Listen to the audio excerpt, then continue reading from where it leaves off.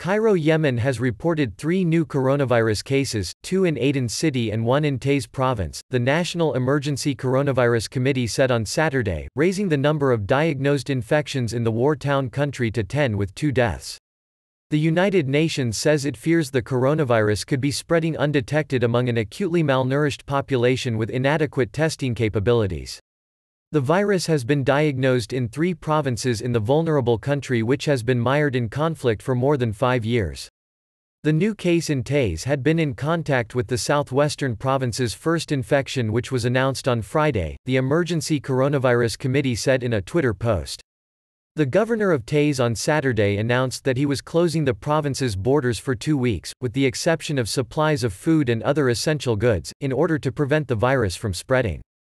Yemen recorded its first case of COVID-19 in southern Hadramaut province on April 10. On Wednesday, it announced 5 infections in Aden, with 2 deaths.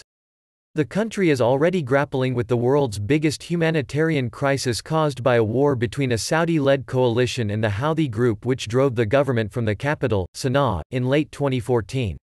The World Health Organization has said it fears that COVID-19 will impact Yemen severely as the population has some of the lowest levels of immunity to disease compared with other countries. Around 80% of the population, or 24 million people, rely on humanitarian aid and 10 million are at risk of starvation.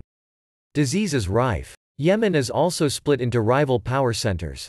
On Wednesday, the Aden-based government's Emergency Coronavirus Committee voiced concern that Houthi officials were not admitting a coronavirus outbreak in Sana'a. The group's health authorities said all suspected cases there had tested negative.